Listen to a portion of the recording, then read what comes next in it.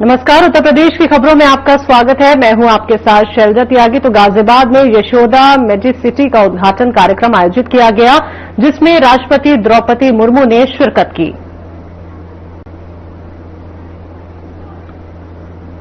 स्वास्थ्य सेवाएं प्रदान करने वाले संस्थानों में आकर मुझे बहुत खुशी होती है। स्वास्थ्य सेवा के द्वारा आप सब देश सेवा कर रहे हैं, इसके लिए मैं आप सबकी सराहना करती हूँ। मुझे ये जानकर प्रसन्नता हुई है कि यशोदा हॉस्पिटल ने राष्ट्रीय प्राथमिकताओं को पूरी निष्ठा से एक साथ अपनाया है। मुझे बताया गया है कि कोविड की वैश्विक महामारी के दौरान यशोदा हॉस्पिटल द्वारा बड़ी संख्या में लोगों का उपचार किया गया है। राष्ट्रीय टीबी उन्मूलन कार्यक्रम के तहत हॉस्पिटल द्वारा बड़ी संख्या में रोगियों की देखभाल की जाती है।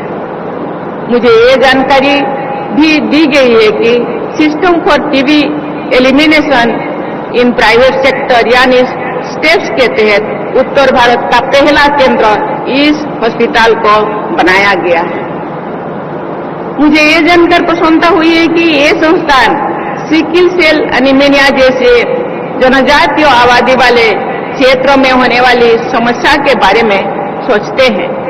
मैं चाहूंगी कि सिकिल सेल एनीमिया से जुड़ी राष्ट्रीय अभियानों में ये संस्थान अधिक से अधिक योगदान दे। डॉक्टर पीएन अरोड़ा ने इस मेडिसिटी के बारे में जो जानकारी दी, उससे ये संतोष होता है कि देश के विभिन्न स्थानों में ऐसे संस्थान विकसित हो रही है, जिनमें विश्व स्तरीय चिकित्सा सुविधाएं उपलब्ध कराई जा रही है।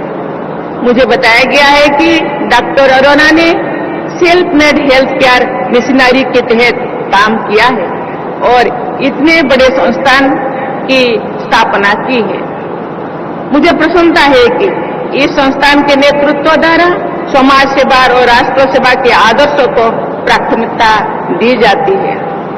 देवियों और स्वजनों, ये अत्याधुनिक हॉस्पिटल को अपनी माताजी के नाम यशोदा के नाम देने के पीछे इस मेडिसिटी के संस्थापक के स्वदेशी संस्कार की भी प्रशंसा की जानी चाहिए। मैं आशा करती हूं कि स्वदेशी की भावना के साथ मेडिकल रिसर्च पर विशेष बल देकर इस मेडिसिटी द्वारा स्थानीय और राष्ट्रीय स्वास्थ्य सेवाओं के समाधान हेतु प्रभावी प्रयास किए जाएंगे। मुझे बताया गया है कि इस संस्थान में कैंसर के उपचार की आधुनिकतम सुविधाएं उपलब्ध कराई जाए। मैं खुद यहाँ आने से पहले जो वहाँ विजिट कर रही थी, मेरे जिंदगी में ये पहली बार ऐसे संस्थान, अत्याधुनिक संस्थान मुझे देखने को मिला। एक छत के नीचे सभी परीक्षाएं, मेडिसिन, हर चीज आपको ऊपर नीचे होना नहीं पड़ेगा। जिस बेड में आप है, उसी बेड में ही आपको मेडिसिन भी मिल जाएगा। ये जो इतने सिस्टम, मुझे लगता है ये टाइम का बहुत कीमती है टाइम। हम सब जानते हैं, जान है तो जहान है। ये देश आज बहुत तीव्र गति से विकास की ओर गति कर रही है। इसके लिए सरकार का योगदान तो है ही, लेकिन देश के 140 करोड़ लोगों का भी देश को विकास करने के लिए सबका योगदान है। हम नहीं चाहते कि एक भी व्यक्ति किसी भी कारण अकाल वियोग हो जाए और देश का योगदान से विच्युत हो जाए। इसलिए ये भावना ये बहुत ही प्रशंसनीय मुझे लगता है। इस तरह का मेडिसिटी सबके लिए, सबके जिंदगी के लिए बहुत महत्वपूर्ण है और देश को आगे बढ़ाने के लिए, देश को विकास करने के लिए, एक देश को विकास में योगदान देने लोगों के लिए ये बहुत ही महत्वपूर्ण है।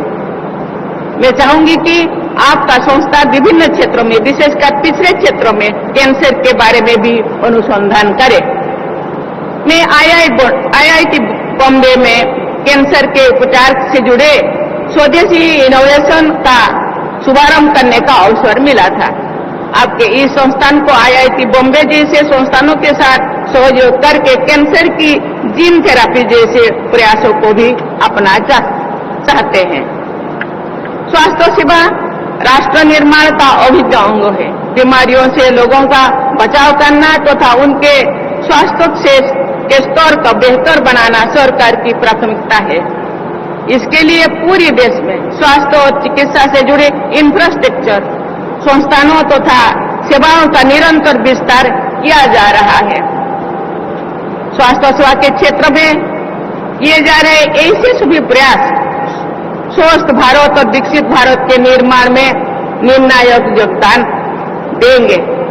इस प्रयास में सरकार के साथ साथ अन्य सभी हितधारकों को भी महत्वपूर्ण भूमिका रहना चाहिए।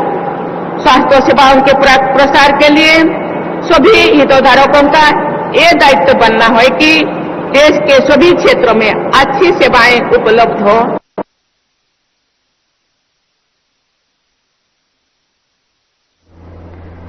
तो वहीं यशोदा मेडिसिटी के उद्घाटन समारोह में रक्षा मंत्री राजनाथ सिंह ने भी शिरकत की।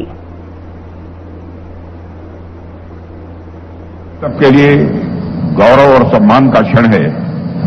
आज यशोदा मेडिसिटी के उद्घाटन के अवसर पर माननीय राष्ट्रपति महोदया हम सबके बीच उपस्थित हैं। यहां आपकी गरिमामयी उपस्थिति अपने आप में हम सब के लिए एक इंस्पिरेशन है। साथियों, यशोदा मेडिसिटी के लिए यह बड़े गौरव की बात है कि इसे दक्षिण एशिया के लिए रोबोटिक सर्जरी प्रशिक्षण केंद्र के रूप में मान्यता मिली है।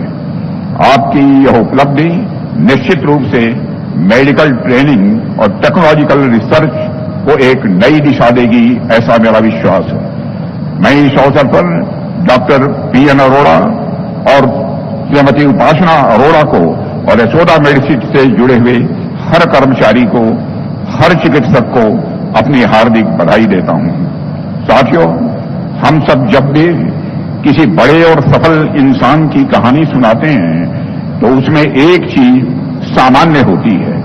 आप चाहे किसी की भी सफलता की कहानी पढ़ लीजिए, आपको यही देखने को मिलेगा कि हर बड़ी यात्रा की शुरुआत किसी न किसी व्यक्तिगत पीड़ा या अनुभव से होती है। डॉक्टर PN अरोड़ा की इंस्पिरेशन भी एक ऐसे ही व्यक्तिगत पीड़ा से निकली है। जब उन्होंने अपनी माता को कैंसर जैसी गंभीर बीमारी से संघर्ष करते हुए देखा, तब उन्होंने अनुभव किया कि मेडिकेशन जो है वह सिर्फ दवाइयों और मशीनों का केवल सिस्टम भर नहीं है, बल्कि यह सिंपैथी, कंपैशन और डेडिकेशन का मिक्सचर है। उनके इसी अनुभव ने यशोदा समूह को जन्म दिया। आज उनके इसी विजन का परिणाम है कि यशोदा मेडिसिटी अस्पताल के साथ साथ समाज की मार्जिनलाइज कम्युनिटीज के लिए भी ट्रस्ट का प्रतीक बनकर उभरी है। साथियों, मैं समझता हूं कोई भी व्यक्ति, संस्था या सरकार अल्टीमेटली समाज के प्रति ही उत्तरदायी होती है। मुझे यह देखकर खुशी हो रही है कि एक व्यक्ति के रूप में डॉक्टर PN अरोड़ा एवं उपासना अरोड़ा ने और एक संस्था के रूप में यशोदा समूह ने समाज के प्रति भी उसी उत्तरदायित्व का निर्वाह किया है। ठीक उसी प्रकार सरकार के रूप में हम भी समाज के प्रति, समाज के मार्जिनलाइज्ड कम्युनिटी के प्रति अपनी इस जिम्मेदारी को समझते हैं। आप सब देख पा रहे होंगे कि हमारे प्रधानमंत्री के नेतृत्व में आज देश की स्वास्थ्य व्यवस्था ने एक नया रूप लिया है। पहले जहां इलाज गरीब के लिए एक चिंता का कारण होता था, अब वही इलाज उसके अधिकार के रूप में उसके दरवाजे तक पहुंच रहा है। हमने यह सुनिश्चित किया है कि भारत का कोई भी गरीब किसी भी बीमारी के कारण अपने जीवन की उम्मीद न खोए। इसके लिए आयुष्मान भारत के माध्यम से देश के 10 करोड़ परिवारों को हर वर्ष 5 लाख रुपए तक का स्वास्थ्य बीमा कवच भी प्रदान किया गया है। और अब तो 70 वर्ष से अधिक उम्र के सभी वरिष्ठ नागरिकों को भी इस योजना में शामिल किया गया है, ताकि जीवन के उस पड़ाव में जब देखभाल की सबसे अधिक आवश्यकता होती है तब सरकार एक संरक्षक के रूप में उसके साथ खड़ी रहे। साथियों, इसके साथ साथ प्रधानमंत्री जन औषधि केंद्रों के माध्यम से आम जनता को अत्यंत किफायती दरों पर जेनेरिक मेडिसिन उपलब्ध कराई जा रही हैं। आज गांव-गांव में लोग इन केंद्रों से लाभान्वित हो रहे हैं। स्वास्थ्य के क्षेत्र में हमने इसके अलावा एक मजबूत इंफ्रास्ट्रक्चर तैयार करने पर भी विशेष बल दिया है। इसके कुछ उदाहरण अगर मैं आपको बताऊं तो आप देखिए, 2014 में जहां देश में 387 मेडिकल कॉलेजेस थे, वहीं आज इनकी संख्या बढ़कर 800 पहुंच चुकी है। 2014 में एमबीबीएस की सीटें केवल हमारे देश में 50,000 हुआ करती थी, जो आज बढ़कर 1,20,000 से भी ज्यादा हो गई है।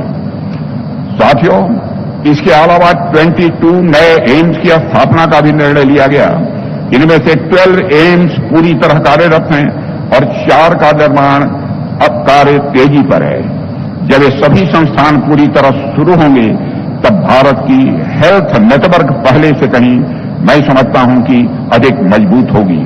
साथियों, हमारे ये सभी प्रयास केवल इस स्कीम्स या इंफ्रास्ट्रक्चर डेवलपमेंट के प्रतीक नहीं हैं, बल्कि एक कंपैशन और समाज के प्रति यह दायित्व का परिणाम है।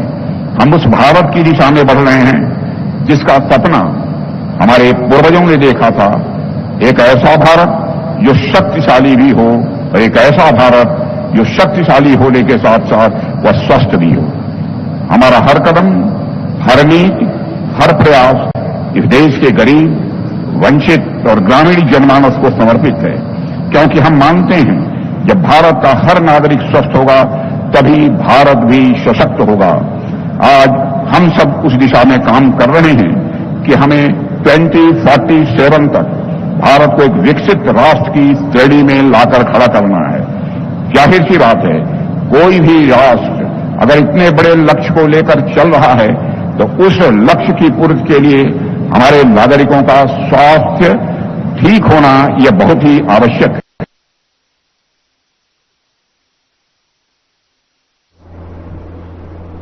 खबरों में वक्त एक छोटे से ब्रेक का, जल्द वापस लौटेंगे।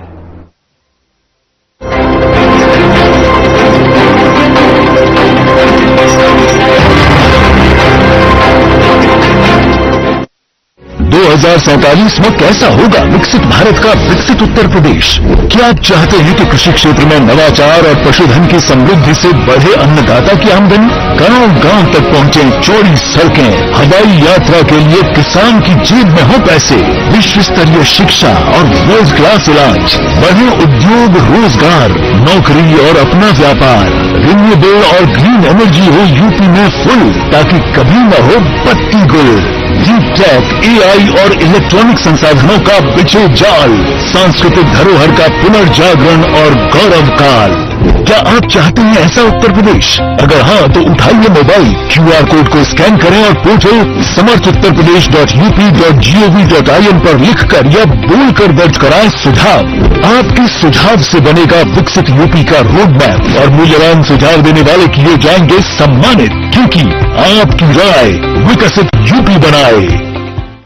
कुछ लोग खाते पीते तो बहुत बढ़िया हैं, पर फिर भी उनकी सेहत नहीं बनती।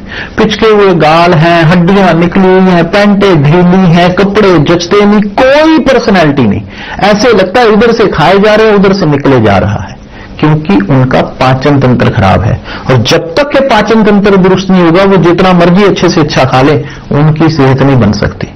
इसलिए हमारी संस्था सन्यासी आयुर्वेदा ने एक ऐसी दवा का निर्माण किया है जो कि आपके लिवर को, आपके पाचन तंत्र को दुरुस्त करने का काम करती है, ताकि आप जो भी खाएं उसका पूरे का पूरा निचोड़ आपके शरीर को लगे, आपकी भूख बढ़े, खाया पिया सही से लगे, नया खून बने, हड्डियों में जान आए, वजन बढ़े और आप मोटे तगड़े खूबसूरत पर्सनैलिटी के मालिक बन जाएं। सिर्फ 655 रुपए की पूरे 1 महीने की दवा होती है और आप इसे घर बैठे 01145454545 पर फोन करके दवा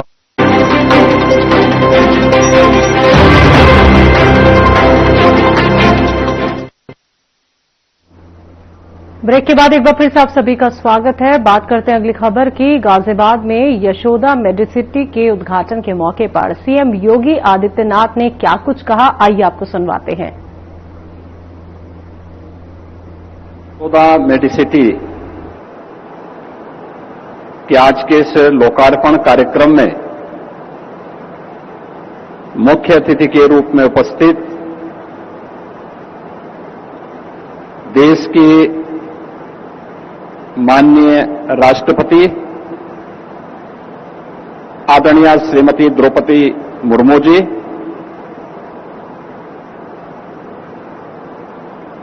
भारत के माननीय रक्षा मंत्री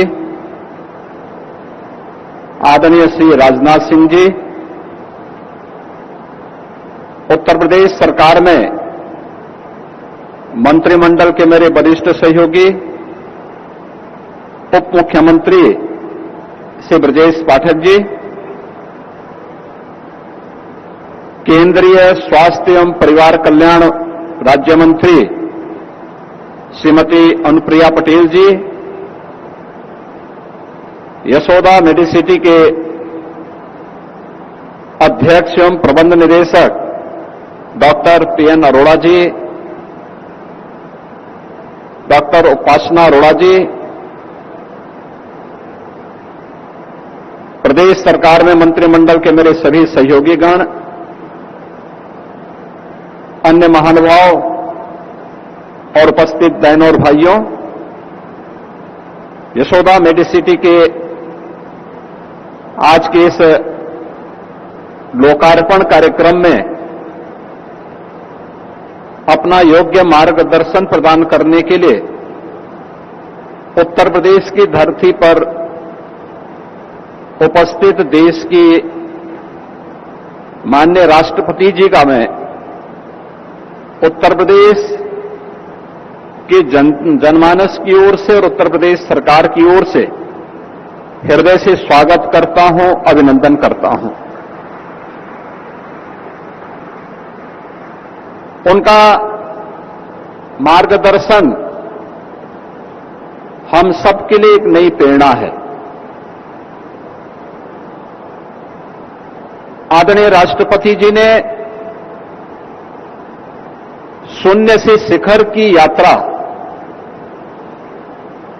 कैसे की जाती है, यह प्रेरणा देश की 140 करोड़ आबादी और खासतौर पर आधी आबादी के सामने अपने इस विराट व्यक्तित्व और कृतित्व के माध्यम से एक प्रेरणा का स्रोत उनका यह विराट व्यक्तित्व और कृतित्व है। और खासतौर पर जब हम सब यहां पर इस पावन आयोजन में छठ जैसे पर्व की पूर्व संध्या पर एकत्र हुए हैं, इस अवसर पर मैं आदरणीय राष्ट्रपति जी का हृदय से स्वागत करता हूं, अभिनंदन करता हूं। मैं इस अवसर पर देश के लोकप्रिय और यशस्वी रक्षा मंत्री आदरणीय राजनाथ सिंह जी का भी उन्हीं के उत्तर प्रदेश में हृदय से स्वागत करता हूं और वे गाजियाबाद के सांसद भी रह चुके हैं। तो स्वाभाविक रूप से गाजियाबाद और वहां की जनमानस के प्रति उनके मन में अनुराग है और इसीलिए जब भी उत्तर प्रदेश के विकास से संबंधित किसी भी मुद्दे पर हम उनका मार्गदर्शन लेते हैं तो वह बड़ी सहज भाव के साथ उनका मार्गदर्शन भी और उनका नेतृत्व भी हमें प्राप्त होता है। मैं इस अवसर पर उनका हृदय से स्वागत करता हूं, अभिनंदन करता हूं। अन्य सभी सम्मानित अतिथियों का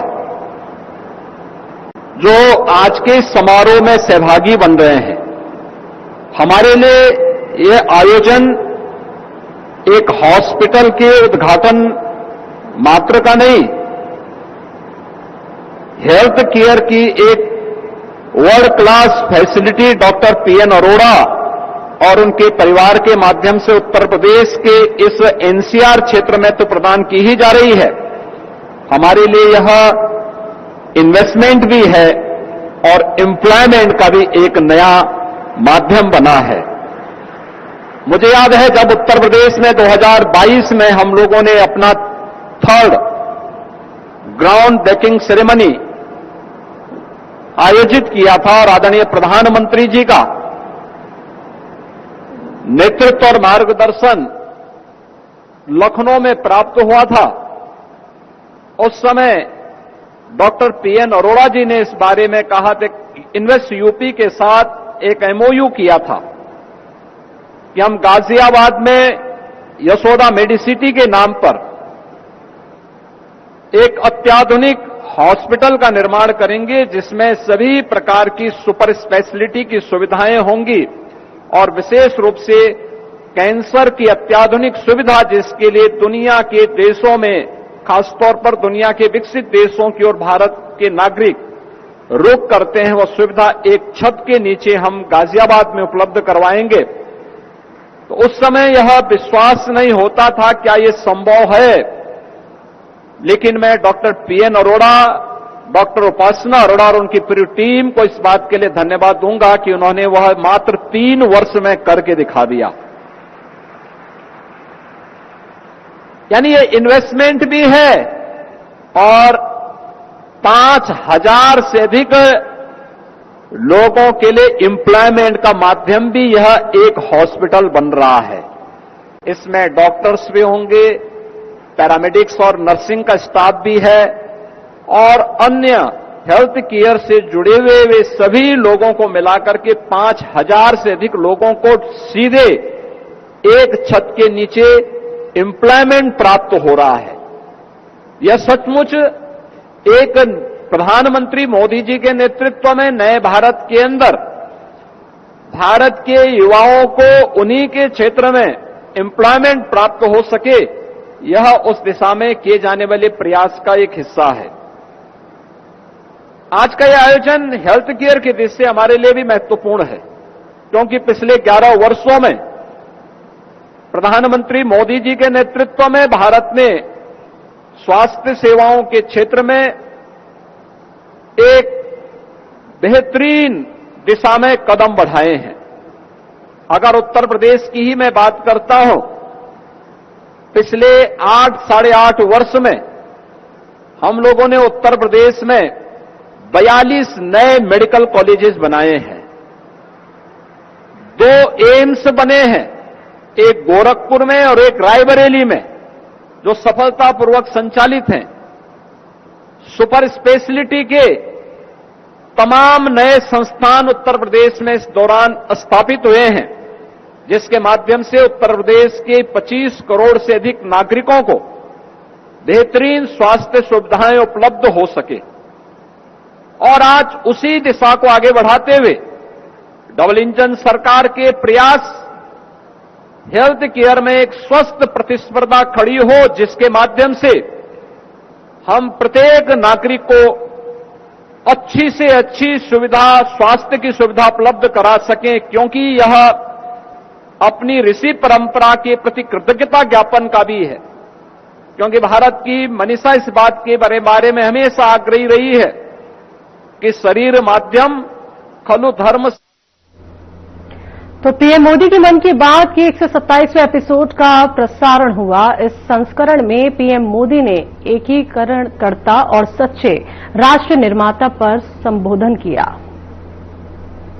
देशवासियों, सरदार पटेल जी की 150वीं जयंती का दिन पूरे देश के लिए एक बहुत विशेष अवसर है। सरदार पटेल आधुनिक काल में राष्ट्र की सबसे महान विभूतियों में से एक रहे हैं। उनके विराट व्यक्तित्व में अनेक गुण एक साथ समाहित थे। वे एक अत्यंत प्रतिभाशाली छात्र रहे।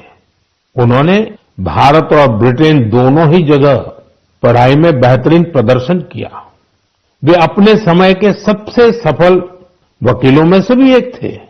वो वकालत में और नाम कमा सकते थे, लेकिन गांधी जी से प्रेरित होकर उन्होंने खुद को स्वतंत्रता आंदोलन में पूरी तरह समर्पित कर दिया। खेड़ा सत्याग्रह से लेकर बोरसद सत्याग्रह तक अनेक आंदोलनों में उनके योगदान को आज भी याद किया जाता है।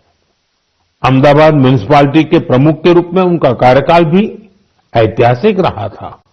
उन्होंने स्वच्छता और सुशासन को सर्वोच्च प्राथमिकता दी। उप प्रधानमंत्री और गृह मंत्री के रूप में उनके योगदान के लिए हम सभी सदैव उनके ऋणी रहेंगे। साथियों, सरदार पटेल ने भारत के ब्यूरोक्रेटिक फ्रेमवर्क की एक मजबूत नींव भी रखी। देश की एकता और अखंडता के लिए उन्होंने अद्वितीय प्रयास किए।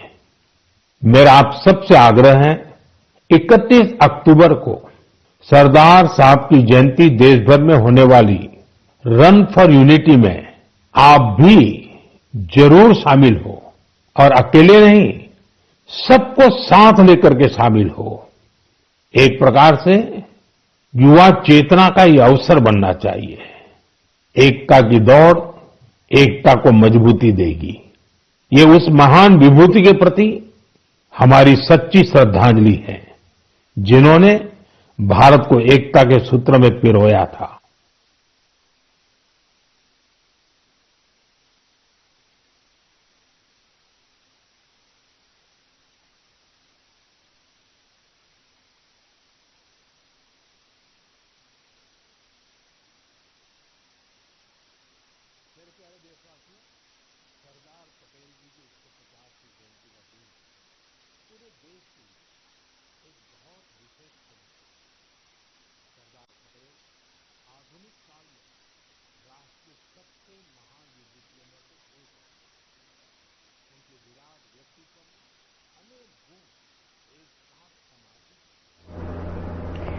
चलिए अब आपको दिखाते हैं, सीएम योगी आदित्यनाथ गढ़गंगा पहुंचे, जहां पे उन्होंने हवाई सर्वेक्षण किया।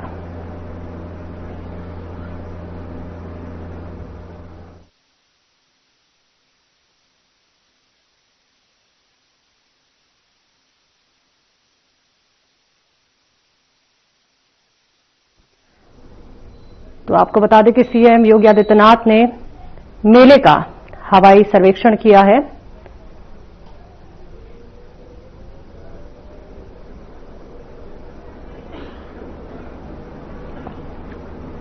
उत्तर प्रदेश की खबरों में अभी के लिए इतना ही। मुझे दीजिए इजाजत। नमस्कार।